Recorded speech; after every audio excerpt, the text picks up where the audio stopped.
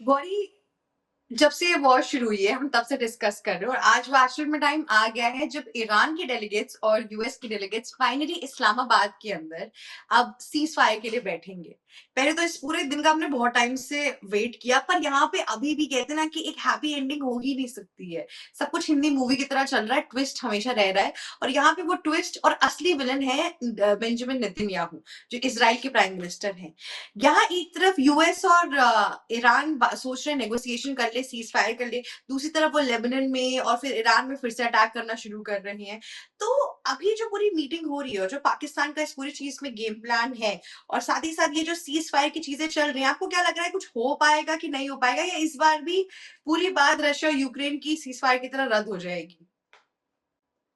देखिए शिवी, मुझे आपके एनालॉजी बहुत अच्छी लगी कि हिंदी मूवी की तरह खींच रहा है। और देखिए, हमारा पड़ोसी पाकिस्तान है, वहां पर अपनी मूवीज तो वो बनाती नहीं, हमारे बॉलीवुड की धुरंधर भी पायरेट कर करके देखते हैं।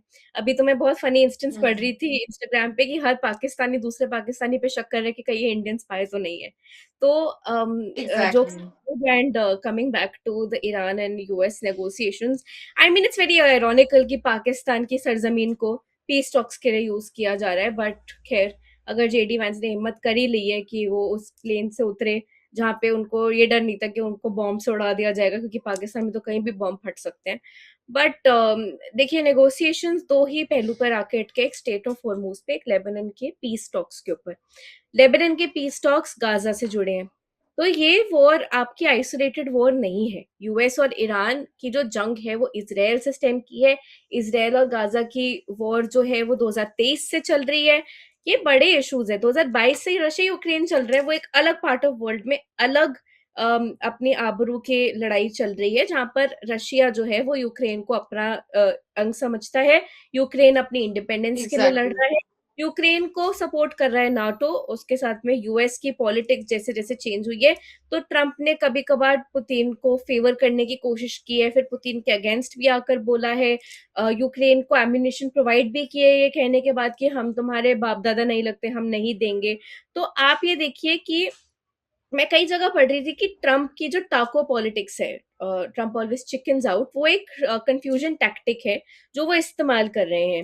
अब जेडी वैंस पे ट्रम्प ने ये जिम्मेदारी डाली है कि देखो भाई, इसको किसी तरीके से सुलटाओ, क्योंकि आज की डेट में जेडी वैंस और मार्को रूबियो ही ट्रम्प के सक्सेसर्स होंगे। थर्ड टर्म ट्रम्प को नहीं मिलने वाला है, इतना तो साफ हो चुका है, क्योंकि अगर उनको थर्ड टर्म मिला, ओबामा भी खेल में उतरेंगे। ओबामा की तो कोई ज्यादा ऐसी उम्र है भी नहीं, वो थर्ड टर्म आराम से लड़ सकते हैं। Trump will be close to 80 82 when he'll be fighting for the third term, if there is in a US election, जो नहीं होगा। तो जेडी वैंस पे पूरी जिम्मेदारी है इस सीज फायर को लागू करवाने की। पर ये सीज फायर आसान नहीं है। मैं अभी रिपोर्ट्स पढ़ रही थी कि मुज्तबा खमेनी काफी बुरी तरह घायल है। रॉयटर्स की रिपोर्ट है कि दोनों पैर उनके जो हैं एम्प्यूटेट करने की नौबत भी आ सकती है। बहुत ही बुरी हालत है। फेस उनका काफी डिसफिगर हो चुका है, लेकिन मेंटली वो शार्प है। अब ये खबर हो सकता है चलाई जाए ये दिखाने के लिए कि अभी भी हमारा लीडर जिंदा है। सच्चाई आपको और मुझे पूरी तरह नहीं पता। लेकिन मुश्तबा खमेनी से जो पूछा गया, या ईरान की जो सल्तनत है, जब से उनसे पूछा गया कि आप ट्रम्प का क्या करना चाहेंगे, वो विलन का डायलॉग होता है ना कि मार दिया जाए या छोड़ दिया जाए, बोलो तेरे साथ क्या सलूक किया जाए। वो चाहते हैं कि ट्रम्प को मार दिया जाए, और इसमें रशिया काफी हेल्प कर सकता है ईरान की। आप ये देखिए कि आज की डेट में रशिया ने टॉक्स से उठ के चला गया है। वो इनकी भी अबू धाबी में, कतर में बहुत टॉक्स हुई हैं। Russia has worked out of this talks, saying कि पहले आप अपनी ईरान के साथ वॉर सुलटाइए, उसके बाद हमारे वॉर में अपना पचड़ा डालिए, अपने पैर डालिए। तो रशिया यहाँ पे फिर उग्र हो चुका है। यूक्रेन को जब मन करता है, जैसे मन करता है, वो अपने औकात और हैसियत के हिसाब से अटैक कर देता है। तो आज की डेट में Russia is known for lethal weapons, जो पॉइजनड वेपन्स होते हैं। धुरंधर के थ्रू हम सबको पता चल गया है कि कैसे स्लो पॉइजनिंग भी काम करती है। तो ये बहुत ज्यादा चांसेस है कि ईरान को रशिया की हेल्प मिले यूएस प्रेसिडेंट या कोई सीनियर यूएस लीडर को पॉइजन करने के लिए, क्योंकि खमेनी की मौत केवल मिसिल से एवेंज नहीं की जाएगी। उसका एक बहुत बड़ा रेपरकशन होगा, जिसको कहते हैं आई फॉर एन आई। ये जरूर होगा। तो अभी एग्जैक्टली। टॉक्स का मुझे तो बहुत कोई फायदा भी नहीं दिखता, ना मुझे इसका आउटकम फेवरेबल दिखता है यूएस के लिए। यूएस को झुकना पड़ेगा, सिंपल सी बात है। यूएस अपना सीना ठोक कर कहता है कि हम कभी हारते नहीं, हम वॉर जीत चुके हैं, हमने सब समेट लिया है। पर ये मैंने आपको समझाया है कि these are Trump tactics. Trump एक सेल्समैन है, वो अपने आप को कभी हम्म। झुकाएगा नहीं। और अगर आप ट्रम्प की साइकोलॉजी में जाएं तो ट्रम्प एक ऐसा आदमी है जिसने वैल्यूज को कभी कदर की ही नहीं। उसको लगता है कि जीत ही जीत है, जो हारता है वो फेलियर है। तो जीतने के लिए ट्रम्प कुछ भी करेंगे। और ईरान भी अभी नीचे नहीं झुकेगा, क्योंकि ईरान की नाक बहुत ऊंची है।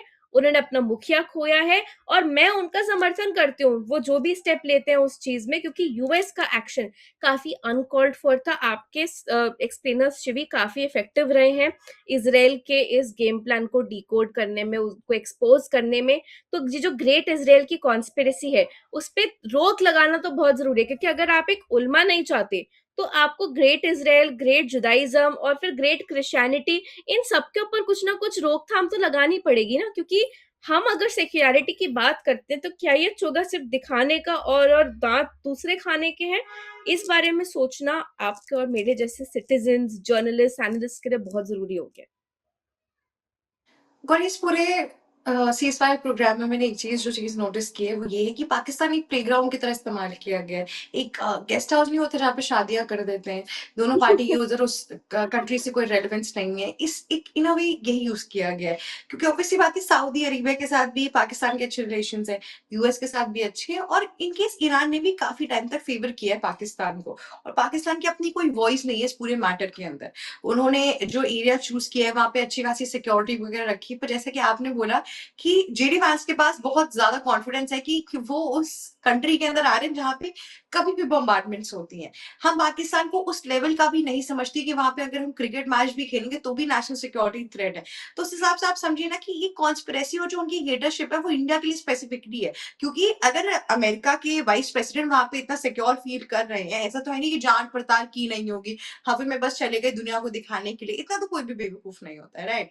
तो आई थिंक इट इज उनका सुप्रीम हेट इंडिया के साथ है। अब आई बात सीज फायर के ऊपर, मुझे लगता है ये एक तरीके का दिखावा है जो दोनों ही कंट्रीज हमारे सामने लाकर रख रही है। क्योंकि अभी तक उन दोनों की आज सीज फायर की टॉक शुरू होनी थी, पर अभी तक कोई भी डेलीगेट्स नहीं पहुंचे थे। दिन तक जब मैंने न्यूज पढ़ी है कोई डेलीगेट्स नहीं आए हैं। जेडी वैंस की अपनी मीटिंग होने वाली है, पर जो मेजरली बात होने वाली थी दोनों कंट्रीज के बीच में, ये लोग बहुत एक तरीके से प्रोक्रेस्टिनेट कर रहे हैं इस पूरे मैटर को, कि अगर हुआ हुआ, नहीं हुआ तो क्या फायदा है। मतलब it's not a big loss for us. और वहां पे पाकिस्तान ने पूरी की पूरी मतलब होटेल्स खा दिए हैं, सिक्योरिटी बेस रख दिया है, सब कुछ कर दिया है। पर मुझे लग नहीं रहा ऐसा कुछ होने वाला है। और दूसरी चीज, मुश्ताबा खमीनी और ये सब जो पूरा टॉपिक है, देखिए ईरान ने कभी भी नहीं बोला है कि ये सीज फायर टॉक्स की वजह से ना वॉर खत्म हो गई है। उन्होंने कभी वो अपर हैंड नहीं दिया। ये डोनाल्ड ट्रम्प ही ब्रैग कर रहे हैं कि देखो मैंने एक वॉर और खत्म करा दी। अपने वो नोबेल प्राइज वाले वॉर लिस्ट के अंदर उन्होंने ये एक वॉर और ऐड कर दी है। तो मुझे नहीं लग रहा कि इसका कोई सीज फायर प्रोग्राम होने वाला है। पर ये है कि ईरान इस पर बात जरूर करेगा, क्योंकि ईरान बात करेगा और यूएस बात करेगा तभी यहाँ पे नितिन याहू क्रिमिनल ट्रायल्स के लिए जाएंगे, जो बहुत ज्यादा जरूरी है। क्योंकि उस व्यक्ति ने 3 साल से मतलब 2020 का केस चल रहा है और अभी तक एज सच कोई ट्रायल अटेंड ही नहीं किया है, क्योंकि जब उनसे पूछो तो वो कहते कंट्री वॉर पर है। तो आई थिंक नितिन याहू को रोकने के लिए क्या पता डोनाल्ड ट्रंप और ये सब लोग साथ में आके काम करें। पर उसके अलावा मुझे, खैर अभी 2 वीक्स हैं तो देखते हैं कि सीज का क्या रिजल्ट निकलता है, किस तरीके की चीजें आती हैं। Thank you so much Gauri, ये पूरा डिस्कशन काफी फ्रूटफुल रहा है और आई जस्ट विश कि ये सीज फायर हो, ताकि सिर्फ और सिर्फ उन दोनों तीनों कंट्रीज को राहत तो मिलेगी, हमें बहुत राहत मिलेगी। और लेबनान में जिस तरीके से लोगों को मारा जा रहा है फालतू में, इतनी ज्यादा किलिंग्स बढ़ गई है, उसका एक अब खात्मा होना चाहिए। क्योंकि देखिए मुझे लगता है इसराइल के अंदर ना ये टैग लग चुका है, उन सबको एक बात बता दी गई है कि जूइश कल्चर के खिलाफ है सब कुछ और ये सब कुछ। जबकि आप इंडिया में भी देखिए ना, India is the only place जहाँ पे हिंदूज प्रोटेक्टेड फील करते हैं, ये हिंदूज का ओरिजिन है। आप अगर उनको देखें, पीट हेक्सेथ को, उनपे भी आरोप लग रहे हैं कि उन्होंने कुवैत में खुदा दिए हैं अपने मिलिट्री को। वो कहते कि हम प्रिपेयर्ड थे, मिलिट्री कहती हम प्रिपेयर्ड नहीं थे। तो यूएस और इसराइल दोनों ही अपने सिटीजन्स को पिट्ठू की तरह इस्तेमाल कर रहे हैं, जिस चीज को क्वेश्चन करना आपके मेरे लिए बहुत जरूरी हो गया। देखिए हम वहां के सिटीजन्स नहीं है, लेकिन हम हमदर्द तो है ना। और पाकिस्तान तो बेगानी शादी में अब्दुल्ला दीवाना जैसे सजावटें करके बैठा है। उन टॉक्स का फ्रूटफुलनेस हमें तभी पता चलेगा जब एजेंसीज और न्यूज रिपोर्ट्स उस चीज के ऊपर कमेंट करेंगी। लेकिन मैं आपको इतना कह सकती हूँ कि ये जो बड़े स्टेट एक्टर्स हैं, देखिए ईरान रिटेलिएट अभी नहीं कर रहे हैं। तो इज़राइल और यूएस को भी अपनी स्ट्रैटेजीज को रीअसेस करना पड़ेगा। ये जो क्रूड ऑयल के लिए ये लोग तबाही मचा रहे हैं, चाहे वेनेजुएला में मचाई हो, चाहे इंडिया के अगेंस्ट भी यूएस जाना चाहता है, क्योंकि इंडिया एक separate currency away from the dollar इसकी प्रपोजिशन कर रहा है। क्यों मेरी करेंसी डॉलर से मापी जाए? क्यों ये चीज को फैक्टर नहीं किया जा रहा कि यूएस अपने आप इतनी सारी डेट्स में है और वो फालतू की टैरिफ लागू करना चाहता है। अभी तो सुप्रीम कोर्ट ने उस पर रोकथाम लगा दी है। तो ये जियो पॉलिटिक्स जब आपके और मेरे चूलों तक पहुंच गई है ना शिवी, तो बहुत फर्क पड़ता है कि पाकिस्तान की सरजमीन पर अभी क्या टॉक्स होने वाली है, इंडिया का उस पर क्या रिएक्शन होगा, स्टेट ऑफ हॉर्मूज हमारे लिए खोलेगा या नहीं खोलेगा। लेट्स जस्ट सी इस पूरे मैटर के अंदर क्या होता है, एंड वी रियली होप कि इस 2 वीक के सीज फायर में कुछ तो अब भला हो जाए। और चाहे क्रेडिट पाकिस्तान को मिले, चाहे दुनिया की किसी भी कंट्री को मिले, हमारा बस ये है कि सीज फायर हो जाए और स्टेट ऑफ हॉर्मोज खुले, सब कुछ वापस से वैसा हो जाए। और स्पेसिफिकली हमारी जो इंडियन रुपी है वो इस टाइम पे थोड़ा ऊपर जाए। क्रूड, पेट्रोलियम और ये सब जो बहुत रेलिवेंट इश्यूज हैं, जो हमारे देश के जो रूरल एरियाज हैं, अर्बन एरियाज हैं, इन सब में बहुत ज्यादा अफेक्ट करे, ये सब चीजें सही हो जाए। That's all. ABC Hindi news, आज ही जुड़िए हर खबर के साथ